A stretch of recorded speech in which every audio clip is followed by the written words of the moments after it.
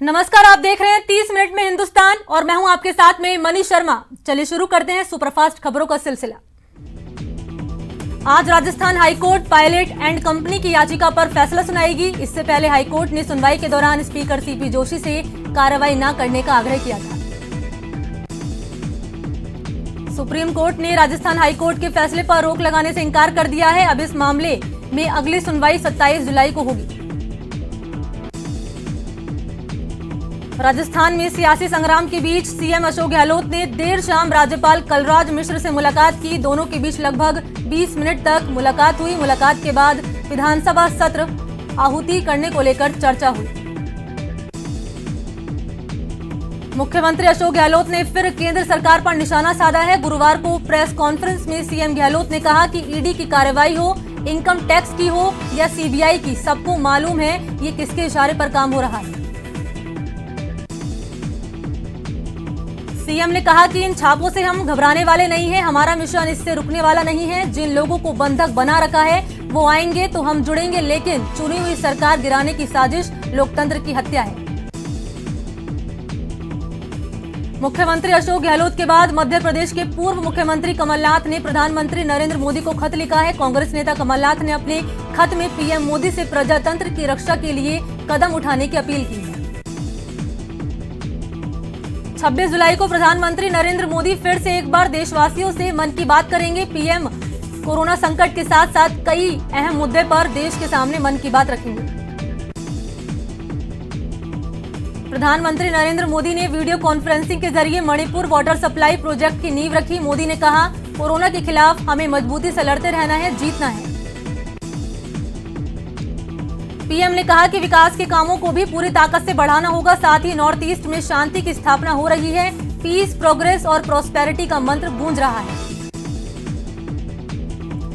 कांग्रेस नेता राहुल गांधी इन दिनों एक वीडियो सीरीज सत्य का सफर राहुल गांधी के साथ जारी किया है, जहां उन्होंने देश की चुनौतियों को बताया। इस सीरीज की तीसरी कड़ी गुरुवार को जारी की गई, जिसमें राहुल गांधी ने प्रधानमंत्री नरेंद्र मोदी पर निशाना साधा। प्रदेश में नया मोटर व्हीकल एक्ट लागू होने के बाद ट्रैफिक पुलिस की ओर से चलाया जा रहा जागरूकता अभियान गुरुवार को खत्म हो गया। अब आज से ट्रैफिक नियमों की अनदेखी करना महंगा पड़ेगा।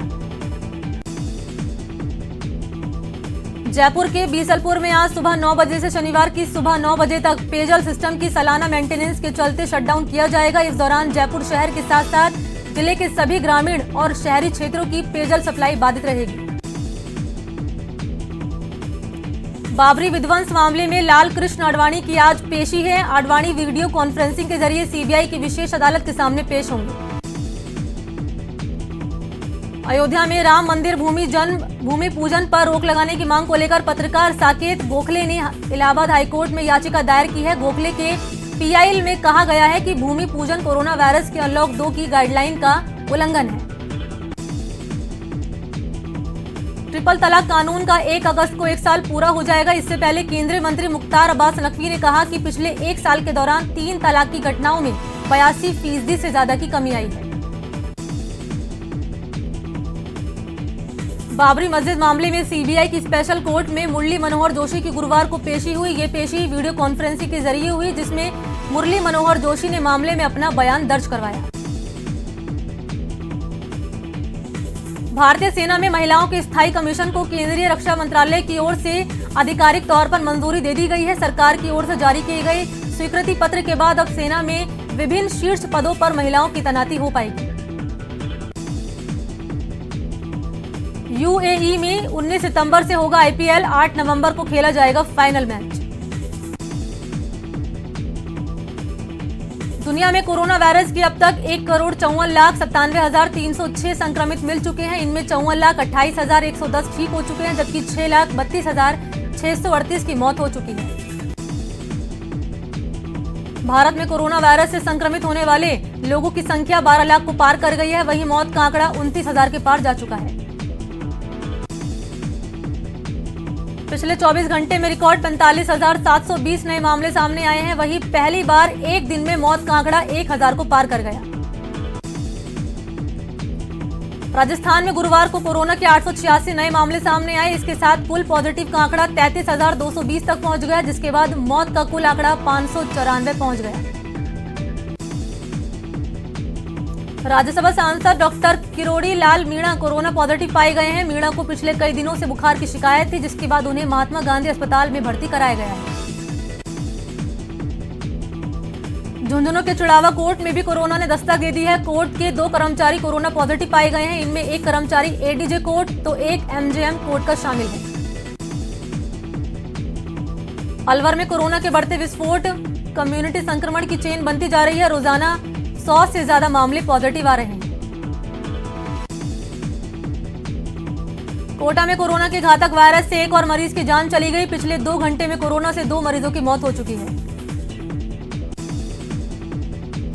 बूंदी में एक ही दिन में 10 लोगों के कोरोना संक्रमित होने की पुष्टि से शहर के लोगों में और प्रशासन में हड़कंप मच गया है। कोटा में कोरोना के बढ़ते आंकड़ों के बीच ही रिकवर होने का सिलसिला जारी है। आज भी 19 मरीजों को रिकवर होने पर डिस्चार्ज किया गया। राजस्थान में रोजाना 800 से 1000 के बीच मरीज पॉजिटिव आ रहे हैं। प्रदेश में आज भी 886 कोरोना संक्रमित मिले हैं। राज्य के परिवहन विभाग द्वारा अंगदान के क्षेत्र में अहम फैसला लिया गया है, यानी कि अब ड्राइविंग लाइसेंस अब तभी मिलेगा जब पहले अंगदान का संकल्प होगा। 23 जुलाई का दिन भी जयपुर एयरपोर्ट के लिए निराशाजनक रहा। जयपुर एयरपोर्ट पर महज 22 फ्लाइट्स का शेड्यूल बना, यानी एयरलाइंस अब उड़ानों की संख्या भी कम करती जा रही है। जयपुर एयरपोर्ट पर मिशन वंदे भारत की फ्लाइट्स के आने का सिलसिला लगातार जारी है। 23 जुलाई को विदेश से एक फ्लाइट जयपुर पहुंची। कोटा जिला प्रशासन और चिकित्सा विभाग द्वारा 60 साल के कोरोना पॉजिटिव मरीज के प्लाज्मा चढ़ाकर इलाज शुरू किया गया। 60 साल के रोगी को ऑक्सीजन की कमी होने पर प्लाज्मा चढ़ाया गया। राजस्थान की सियासत के संग्राम के बीच सीएम अशोक गहलोत ने राज्यपाल कलराज मिश्र से मुलाकात की। ये मुलाकात करीब 20 मिनट तक चली। सुप्रीम कोर्ट के फैसले पर राजेंद्र राठौड़ ने कहा कि सुप्रीम कोर्ट के फैसले से स्पष्ट हो गया है कि उच्च न्यायालय स्पीकर की न्यायिक शक्तियों में हस्तक्षेप कर सकता है। अलवर के बानासूर में बढ़ते अपराध को लेकर पूर्व मंत्री रोहिताश ने पुलिस की कार्यशैली पर सवाल खड़े किए और धरने की चेतावनी दी। श्रीगंगानगर की सूरतगढ़ पुलिस ने चोरी के मामले में शामिल 4 आरोपियों को गिरफ्तार करने में सफलता हासिल की। धौलपुर के सदर थाना इलाके के मौली का पूरा गांव के पास एक पोखर में 13 साल के मासूम का पैर फिसलकर गिर जाने से उसकी मौत हो गई। टोंक के देवली उपखंड मुख्यालय पर एक दुकानदार के अपनी दुकान के बाहर कुर्सी लगाकर बैठ जाने को लेकर पुलिस और व्यापारियों में विवाद हो गया। बजरी खनन पर रोक के बावजूद चित्तौड़गढ़ में बजरी का अवैध दोहन जारी है। पुलिस का शिकंजा कसने के बावजूद बजरी माफिया अवैध दोहन करने से बाज नहीं आ रहे।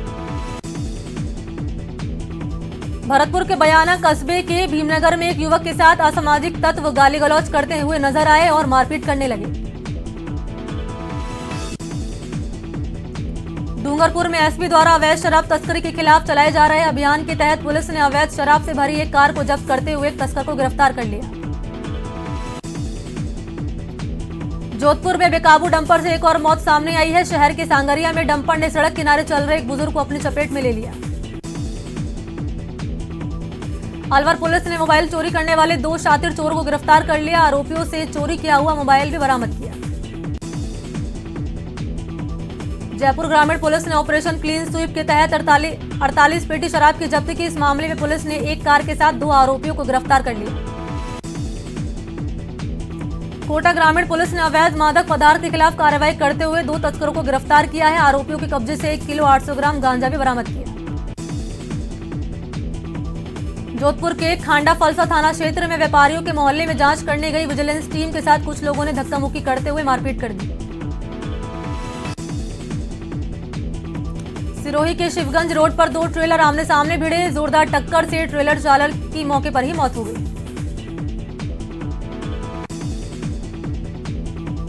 भीलवाड़ा के जहांपुर नगर में बाजार ग्राहक बनकर आए 2 मोटरसाइकिल सवार युवक हजारों रुपए की नकदी लेकर मौके से फरार हो गए।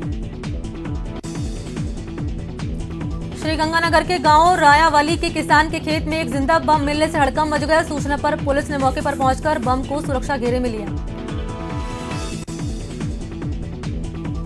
करौली के चंद्रकला पैलेस होटल के पास बिजली केबल में शॉर्ट सर्किट के चलते आग लग गई। आग लगने से केबल धू धूकर जल उठा। कोटा में रिश्वत के आरोप में गिरफ्तार बैंक मैनेजर समेत 2 व्यवस्थापकों को जेल भेज दिया गया। कोर्ट ने 3 आरोपियों को जेल भेजने का आदेश दिया।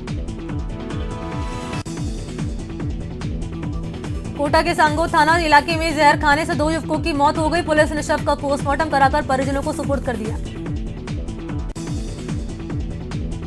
कोटा के मकबरा थाना इलाके के चंद्रघंटा में देर रात 2 गुटों के बीच खूनी संघर्ष हो गया। खूनी संघर्ष में 6 से ज्यादा लोग घायल हो गए।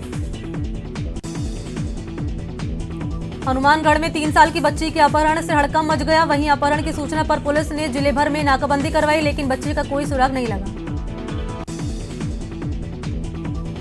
दौसा में पति पत्नी में हुए आपसी कहासुनी में पति ने बाइक से पेट्रोल निकालकर आग लगा दी, जिससे युवक बुरी तरह से झुलस गया। डूंगरपुर में डीएसटी ने कार्रवाई करते हुए एक युवक को अवैध हथियार के साथ गिरफ्तार कर लिया। पुलिस ने आर्म एक्ट के तहत केस दर्ज कर जांच शुरू कर दी। धौलपुर में NH3 पर तेज रफ्तार ट्रक ने एक कार को पीछे से टक्कर मार दी। हादसे में एक युवक की मौत हो गई, जबकि 8 लोग घायल हो गए।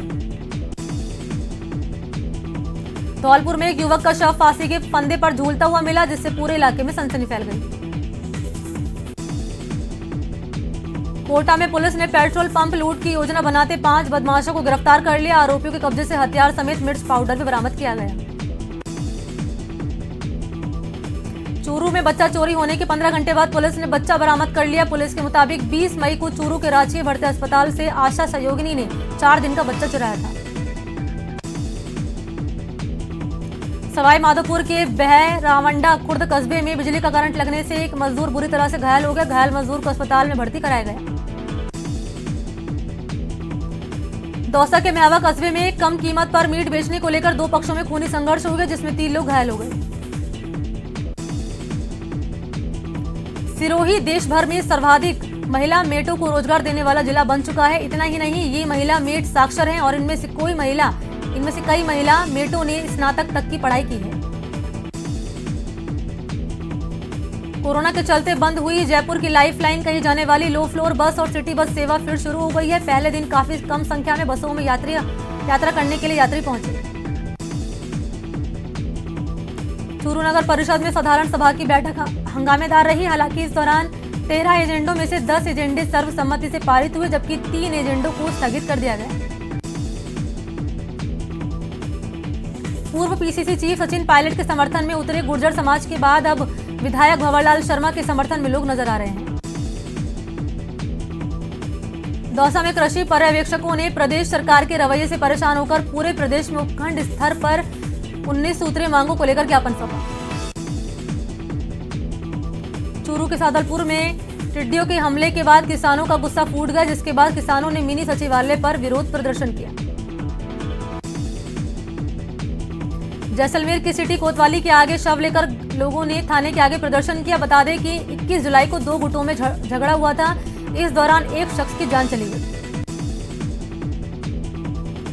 अजमेर कलेक्टर पुष्कर समेत आसपास के ग्रामीण अंचलों के दौरे पर रहे। उन्होंने पिसांगन में विकास कार्यों का जायजा लेकर अधिकारियों के साथ चर्चा की और उन्हें निर्देश दिए। टोंक की कलेक्टर ने अचानक कृषि उपज मंडी टोंक और निवाई का निरीक्षण किया और अधिकारियों को दिशा निर्देश दिए। अलवर में अमृत जल योजना में 100 करोड़ से ज्यादा की रकम खर्च करने के बावजूद जलदाय विभाग लोगों को पानी की कनेक्शन नहीं दे पा रहा है। भरतपुर से जयपुर ग्वालियर रोड पर आई दरार से वाहन चालकों को परेशानी का सामना करना पड़ रहा है। झुंझुनू में एसडीएम शैलेश खैरवा ने ज्वाइन कर लिया है। उन्होंने कहा कि कोरोना संक्रमण को रोकना पहली प्राथमिकता है। जल्द ही क्षेत्र का दौरा किया जाएगा। झुंझुनू में एसएफआई छात्र नेताओं द्वारा 3 दिन पहले किए गए प्रदर्शन को लेकर कलेक्टर यूडी खान और एसडीएम ने कार्रवाई की बात कही। करौली में टिड्डियों के खात्मे के लिए कृषि विभाग द्वारा चलाए जा रहे ऑल आउट अभियान के तहत टोडा भीम के मुंडिया मांगीपुरा में टिड्डियों का खात्मा किया गया। चूरू के सुजानगढ़ की डूंगर बालाजी रोड पर खेतों पर टिड्डी दल ने हमला बोल दिया। लोगों ने थाली पीपे कुंडे बजाकर टिड्डियों को भगाने की घंटों भर कोशिश की। कोटा में कार्डियो शोक और लंग्स इन्फेक्शन से मुकुंदरा टाइगर रिजर्व के MT3 बाघ की मौत हो गई। वन विभाग वन मंत्री सुखराम बिश्नोई ने ट्वीट कर लिखा कि दुखद खबर, पोस्टमार्टम के बाद मौत के कारणों का पता लगेगा। ब्रेक के बाद आपका स्वागत है। चलिए बढ़ते हैं खबरों की ओर। टोंक में कोरोना काल के दौरान जैन समाज के पदाधिकारी धर्मचंद जैन ने पुलिस कर्मचारियों को 2000 मास्क और सैनिटाइजर की 150 बोतल दी। अलवर में बढ़ रहे कोरोना केस को लेकर एसपी ने लोगों को गाइडलाइन का पालन करने की अपील की। एसपी ने कहा कि लोगों को खुद सजग रहना होगा। कोटा में वर्धमान महावीर खुला विश्वविद्यालय का 34वें स्थापना दिवस का समारोह ऑनलाइन आयोजित हुआ। कोरोना संकट के चलते राजस्थान यूनिवर्सिटी में अटके हुए पीएचडी के एग्जाम अब फिर से शुरू हो सकेंगे। यूजीसी की गाइडलाइन के बाद राजस्थान यूनिवर्सिटी अब पीएचडी के वाइवा ऑनलाइन लेगी। झुंझुनू में समस्याओं के समाधान के लिए मेरा झुंझुनू मेरा अभियान शहर की आवाज बनेगा, जिसके लिए इसके संयोजक मुरारी सैनी ने कमर कस ली। हरियाली तीज के अवसर पर सवाई माधोपुर के योग परमहंस आश्रम में योग सेवा दल की समिति की सदस्यों द्वारा पौधारोपण किया गया।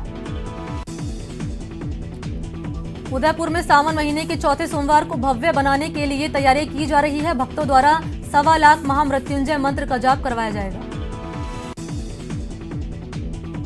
भरतपुर में आयुर्वेद विभाग द्वारा कोरोना के निवारण के लिए तैयार की गई आयुर्वेदिक दवाइयों के वितरण में अहम भूमिका निभाने वाले डॉक्टरों का सम्मान किया गया। करौली में श्री गोवर्धन सेवा समिति ब्रज के 4 धाम की बैठक आयोजित की गई। कोरोना महामारी के चलते श्री गोवर्धन जी समेत ब्रज के 4 धाम के सभी मंदिर बंद। 12 के अटरू ब्लॉक के राजकीय उच्च माध्यमिक स्कूल की छात्रा दिव्या नागर ने 12वीं कला वर्ग में 95.40% अंक प्राप्त कर प्रथम स्थान हासिल किया। प्रदेश में अपनी आस्था और चमत्कारी के लिए पहचाने जाने वाले टोंक के कल्याण जी मंदिर के बाहर से भी अब कोई भी श्रद्धालु हरिहर कल्याण जी के दर्शन नहीं कर सकेगा। करौली में श्रद्धालुओं की भक्ति को ध्यान में रखकर पहली बार भगवान मदन मोहन जी के श्रावणी तीज के मौके पर फेसबुक लाइव के माध्यम से दर्शन हुए। सीकर जिला मुख्यालय पर पहली बार 300 सालों में तीज की सवारी नहीं निकल सकी। 300 सालों के इतिहास में सीकर में ऐसा पहली बार हुआ कि ना तो तीज का मेला लगा और ना ही तीज की शाही सवारी निकली। करौली में स्काउट गाइड स्थानीय संघ कार्यालय पर पौधारोपण और छात्रों की निबंध प्रतियोगिता का आयोजन किया गया। इस दौरान स्काउट गाइड ने मास्क भी बांटे। कोटा में MCHN दिवस पर चिकित्सा संस्थानों और आंगनबाड़ी केंद्रों पर कुल 200 सत्रों का आयोजन कर 1900 बच्चों को बीमारियों से बचाव के टीके लगाए गए। बांसवाड़ा में स्वतंत्रता सेनानी चंद्रशेखर आजाद की जयंती पर विशाल रक्तदान शिविर दत्त मंदारेश्वर मंदिर परिसर में हुआ, जिसमें करीब 150 यूनिट रक्तदान किया गया। बाड़मेर में सीनियर सेकेंडरी कला वर्ग में प्रथम स्थान पर रहे छात्र प्रकाश फुलवारिया का अभिनंदन किया गया। वहीं कलेक्टर ने प्रकाश की हौसला अफजाई की। कोरोना के बढ़ते कहर से आम आदमी को आगाह करने के लिए बाड़मेर के एक मिठाई विक्रेता ने अनोखी मुहिम शुरू की। दौसा और इसके आसपास के इलाकों में आज सुबह मौसम का मिजाज बदला हुआ नजर आया और रिमझिम बारिश शुरू हो गई। मौसम में आए बदलाव पर किसानों के चेहरे पर खुशी की लहर देखी गई। सवाई माधोपुर में तेज बारिश से मौसम पूरी तरह से खुशनुमा हो गया, जिससे लोगों को लगातार पड़ रही उमस भरी गर्मी से भी निजात मिली।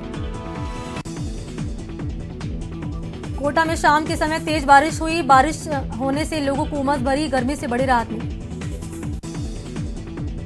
झालावाड़ शहर में लंबे इंतजार के बाद करीब 1.5 घंटे तक झमाझम बारिश हुई। बीते एक पखवाड़े से झालावाड़ जिला बारिश से महरूम रहा।